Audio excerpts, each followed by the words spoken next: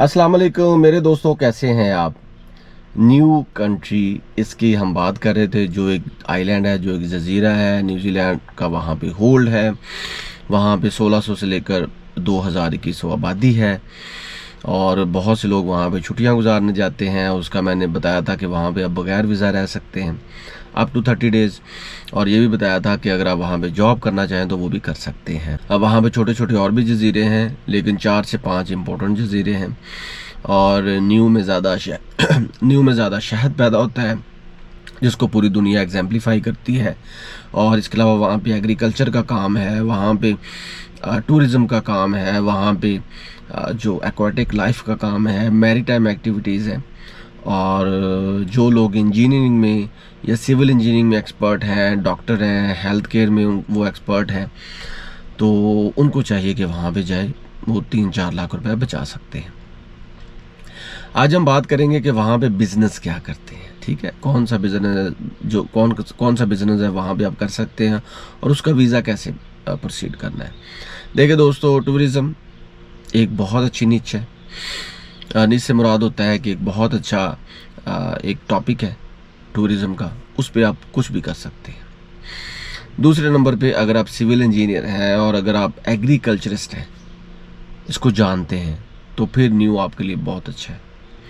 तीसरे नंबर पे, अगर आप वहाँ पे कोई ऐसी प्रोडक्ट इन्वेस्टर है, फॉर एग्ज़ाम्पल यहाँ से सीड्स आप वहाँ पे लेके जाना चाहते हैं, यहाँ से राइस वहाँ पे लेके जाना चाहते हैं, यहाँ से सर्जिकल का सामान लेकर जाना चाहते हैं, जो कि Sialkot is the best city in Pakistan.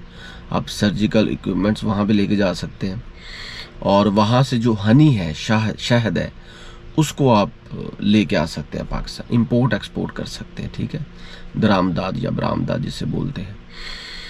अच्छा जी, अब एक ये है कि आप वहाँ पे बिज़नेस कैसे कर सकते हैं। आपको एक लेटर मिलेगा, लेटर लेना पड़ेगा। जो एम्प्लॉयर आपके साथ है या जो बंदा आपको बुला रहा है, definitely he can arrange this for you. जैसे वो आपको इनविटेशन लेटर अरेंज कर दे, उसके बाद आप वहाँ पे ट्रैवल तो खैर वैसे भी कर सकते हैं, क्योंकि आप वहाँ पे अप टू 30 डेज़ रह सकते हैं। लेकिन अगर वहाँ पे लॉन्ग टर्म आपका प्लान है, 6 माह का, 2 माह का, या 3 माह का, या साल का, या 2 साल का, 1 साल 2 साल से लेकर अगर आपका प्लान है, या इससे भी ज़्यादा, तो फिर आपको प्रॉपर उसका डॉक्यूमेंट्स हासिल करने पड़ेंगे। वहाँ पे रहने के डॉक्यूमेंट्स आपके पास होने चाहिए, आपकी बैंक स्टेटमेंट तकड़ी होनी चाहिए, डॉक्यूमेंट्स में आपका पासपोर्ट होना चाहिए जो कि 2-4 साल की वैलिडिटी में हो। वैसे तो 1 साल की वैलिडिटी भी चल जाती है, लेकिन वो ज़्यादा बेटर होता है कि आपको बार बार वहाँ पे रीन्यू ना करवाना पड़े।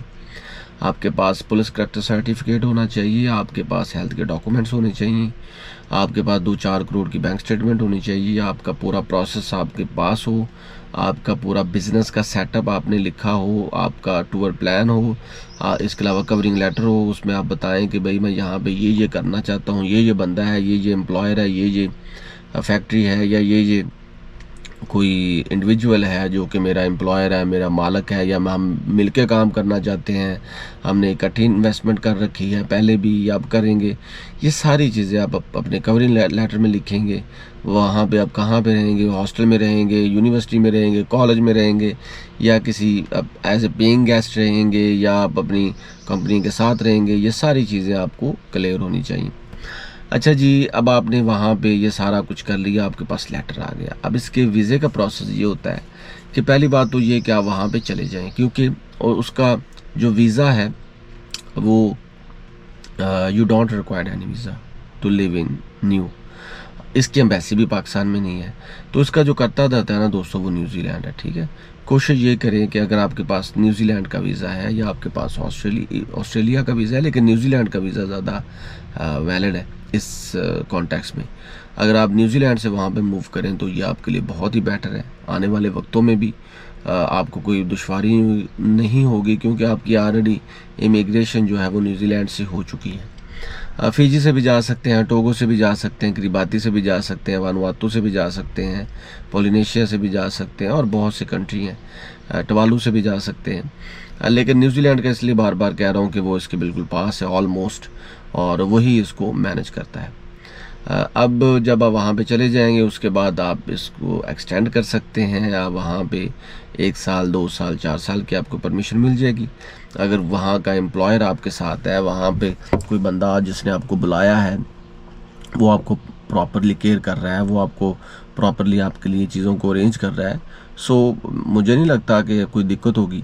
हाँ, 2-4 चीज़ें हैं जो आपको ख़ुद ही उनका जो सद्देबाब करना है या उनका सल्यूशन। पहला तो ये कि भाई इसकी टिकट बहुत कॉस्टली है, ठीक है, ये जहन में रख लें। और जाते हुए 1 साइडेड टिकट ही चल जाएगी, नो इशू। अगर आपने 2 माह 3 माह के लिए रहना है तो फिर आपको कंफर्म रिटर्न टिकट लेना पड़ेगी। दूसरी बात यह है कि वहाँ पे एटमॉस्फेयर बहुत अच्छा है, लेकिन फ्लड्स भी आते हैं, बारिशें बहुत ज़्यादा होती हैं और वेटनेस है ज़्यादा, जैसे कि मलेशिया में। तो इस चीज़ का ज़हन में रख लें कि अगर आपको ये वेदर फ्रेंडली है आपके लिए, आपको सूट करता है तो फिर चले जाएं। तीसरी बात ये है कि ये चीज़ ज़हन में रख लें कि पाकिस्तान में हर बंदा शहद नहीं खाता। आप अगर वहाँ पे शहद के कारोबार के लिए जा रहे हैं तो फिर आपको पूरी दुनिया के साथ कांटेक्ट करना पड़ेगा, वहाँ से शहद ख़रीद के आगे बेचना पड़ेगा या वहाँ पे ही प्रोड्यूस करना पड़ेगा। ये बहुत लंबा प्रोसेस है। इसके अलावा अगर आप टूरिज़म पे काम करते हैं तो आपको वहाँ पे कोई अपनी एजेंसी बनानी पड़ेगी, कोई ऐसा ऑफिस बनाना पड़ेगा और उसके लिए भी आपको बहुत सारी रकम दरकार है। और लास्ट बट नॉट लीस्ट वो ये है कि अगर आप हेल्थ केयर में जाते हैं, फॉर एग्जांपल अगर आप वहाँ पे कोई हॉस्पिटल बनाते हैं या कोई डिस्पेंसरी बनाते हैं तो उसके लिए भी you must have a lot of money. तो पैसे की कमी नहीं होनी चाहिए। अगर आपके पास पैसे की कमी है तो फिर आप ना जाएं। देखें, याद रखें, जितनी भी इन्वेस्टमेंट है दुनिया में, जितना भी बिजनेस है दुनिया में, वो इस कॉन्टेक्स्ट में होता है, वो इस बेस पे होता है कि आपने पैसा कमाना है, ठीक है।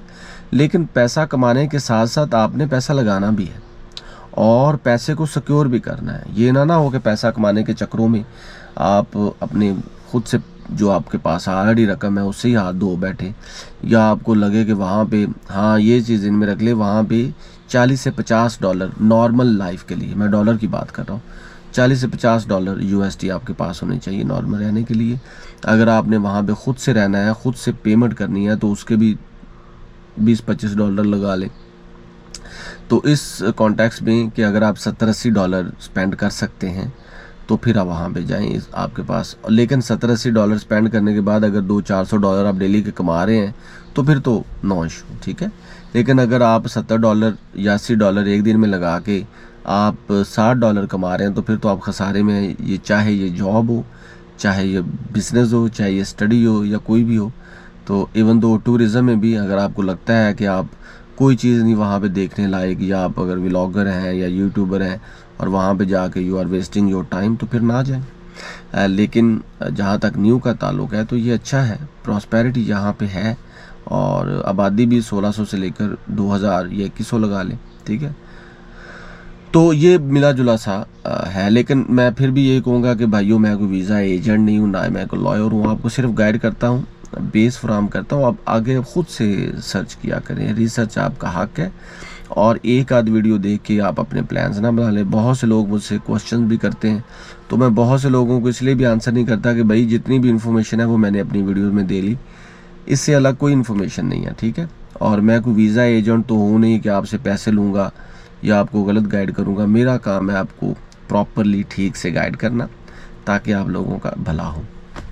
और ऑलमोस्ट यही मेरा डिस्क्लेमर भी है, मैं हर वीडियो में यही क्लेम करता हूँ कि भाई मैं वीज़ा एजेंट नहीं हूँ, आपका दोस्त हूँ, आपका भाई हूँ, आपको गाइड करता रहता हूँ। लेकिन आप खुद से भी सर्च करके जाया करो। मकसद यही है कि आप बैरून मुल्क जाएँ, दौलत कमाएँ, पैसे कमाएँ, पाकिस्तान का नाम रोशन करें, या पढ़ें वहाँ पे, या जॉब करें, या बिज़नेस करें। तो दोस्तों, आज तक के लिए बस इतना ही। मिलेंगे next country, next visa index के साथ। तब तक के लिए अपना भरपूर ख्याल रखें। भाई का चैनल ज़रूर सब्सक्राइब करें, दुआ में याद रखें। अल्लाह हाफिज़।